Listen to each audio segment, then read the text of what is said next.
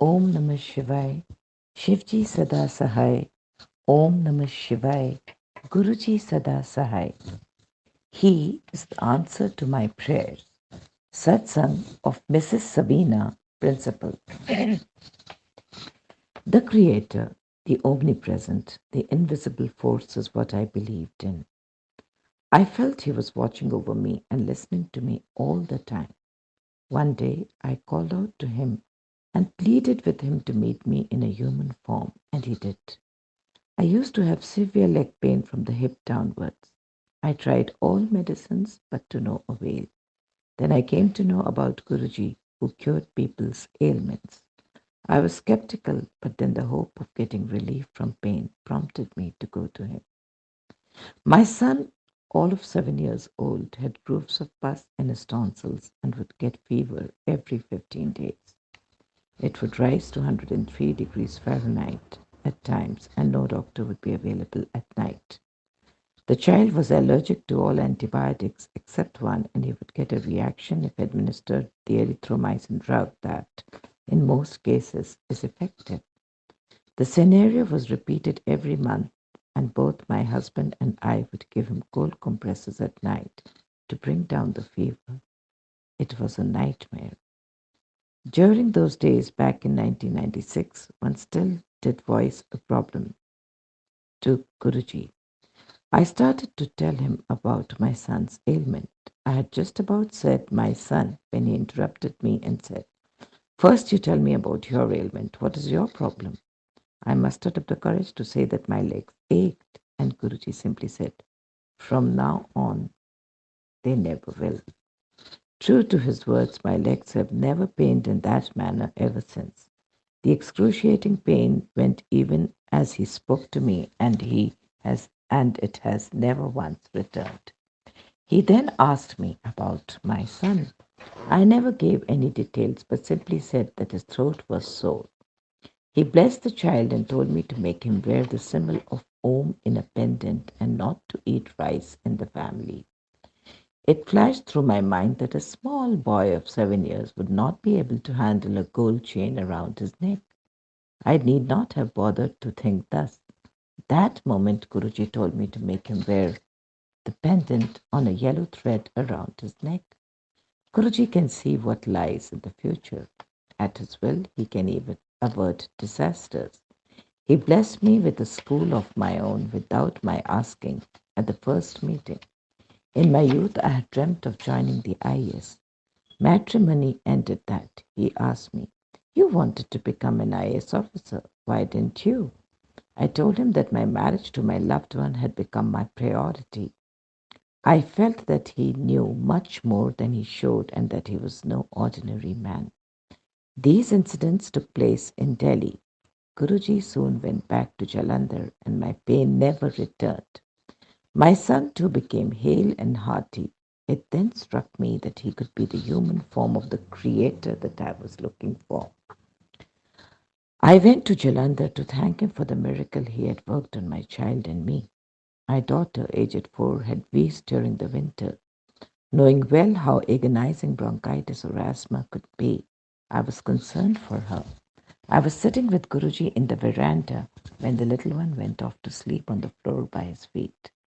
I could not muster up the courage to speak out aloud about her condition, so I spoke to him via telepathy. He stretched out one leg and put it on the child's back. I took that as an answer, and I felt I would never need to give her strong medicines ever again. My daughter has never wheezed since. Prasad out of thin air. Guruji, I was told by old disciples, produced Sachkhand or divine prasad out of nowhere. Little did I know I would receive it one day. He summoned me to his seat, held out his palm, and said, "Take." There lay a beautiful cup-shaped mystery prasad, filled with another sweet prasad. My father was a heart patient who had suffered 2 attacks before we met Guruji. I told him about it, and the answer I got was a flippant, "Don't worry." I was left wondering. Little did I know that my father would collapse a third time. We rushed him to the nearest hospital and were told that his chances were slim. I asked my husband to go home and get Guruji Sachkhand Prasad. I went to the ICCU and saw my father lying unconscious on the bed with tubes running around him. I put a little prasad under his tongue, hoping it would dissolve. The ECG taken after half an hour showed that he was just suffering from indigestion. It was not a serious case as the previous ECG taken on our arrival had showed. We went to Jalandhar as soon as my father was discharged. I walked in and saw Guruji calling me to a group of people sitting with him. He told me to narrate all that he had blessed me with, including my father's latest incident. I believe that when he asks you to narrate all the blessings that you have received, then you and the ones who hear it, and from now on, anyone who reads about it, are blessed further. My father had been declared as having lymphoma, cancer of the lymph or glands. I went to tell Guruji, but could not. I had heard that he took away the ailment, but bore the brunt of it on his own self. And that day I saw him uncomfortable in front of my eyes. I could not bring myself to say anything and went away. A week later, Guruji told me that he had cured father's cancer. I was shocked, even though I knew he could read minds. The reports that earlier diagnosed cancer soon came clear and confused the doctors. In a single day, mom joins the faithful. My mother was diabetic. She is an obese woman who had no diet plan and often did not take her medicines on time. Her blood pressure once rose to 200 mmHg and she was bedridden. I told Guruji about her condition and he told me not to worry about her and said, I will show your mother in one day that what I am all about. Years passed and she remained hale and hearty, though she was not taking the insulin shots prescribed for an acute diabetic state. One day, Guruji told me that he had saved my mother. Soon after he said so, my mother was holding a report stated suspected TB of the small intestine and colorectal cancer. The earth shook underneath her and she came to seek Guruji's blessings. The ailments or problems were not supposed to be told to Guruji per his orders. So she ate her langar and silently went away. The next morning at the hospital, all her reports, which a week earlier were positive, showed negative. The doctor was puzzled but happy that the patient was in the clear.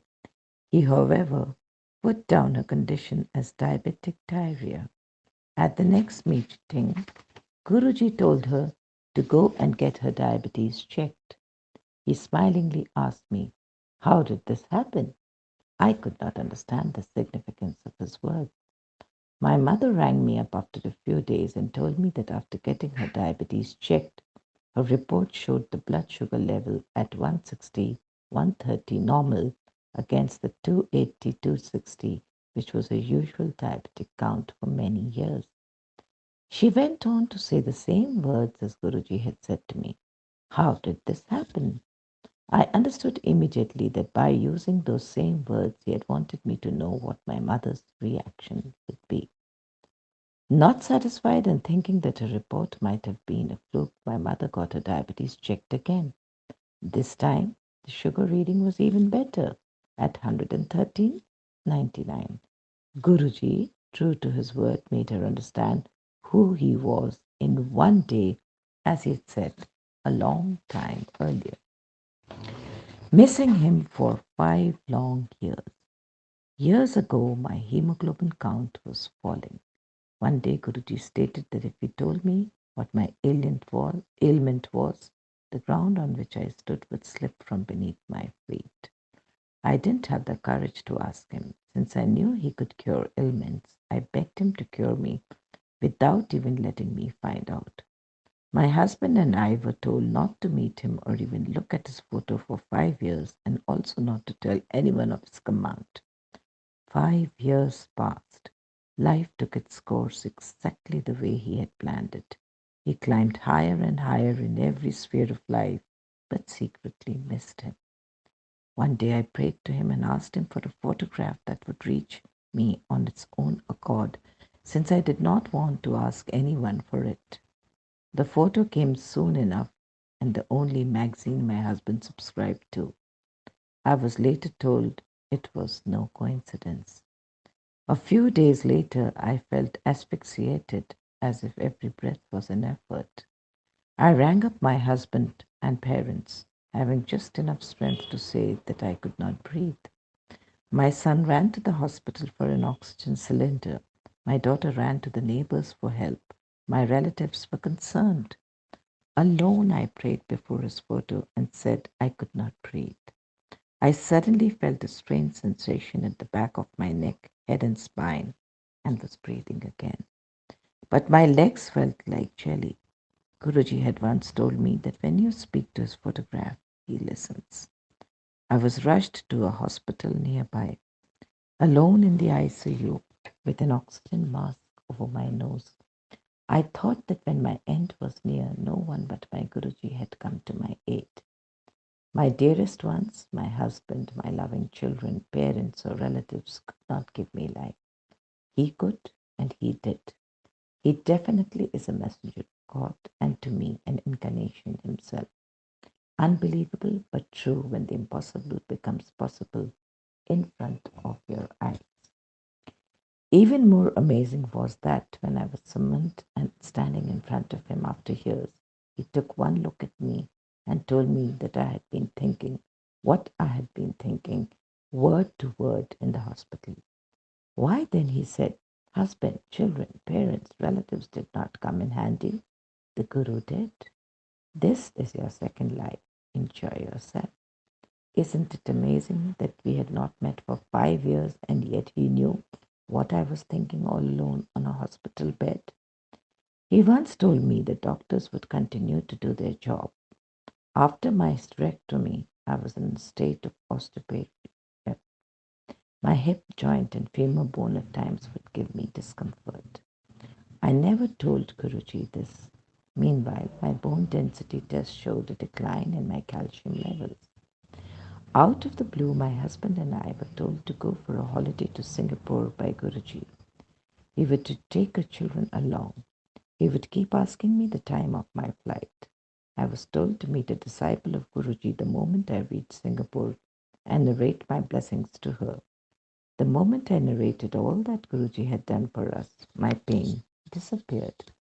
On reaching Delhi, Guruji announced that my calcium and hemoglobin levels were all right.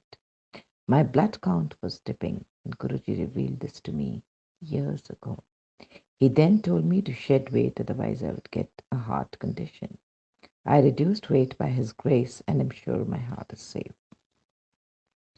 My daughter used to get severe cramps in her stomach, and they were worsening. She prayed to Guruji. He changed her name, and today she has no stomach problem. I told another disciple that Guruji had changed my daughter's name. She, in turn, told me that hers too had been changed and that Guruji had told her that her stomach aches would never end if she continued with her previous name. That was no coincidence. Never have we seen a guru who gives unconditional love and does things practically for humanity without ever giving sermons. Shukrana, Guruji.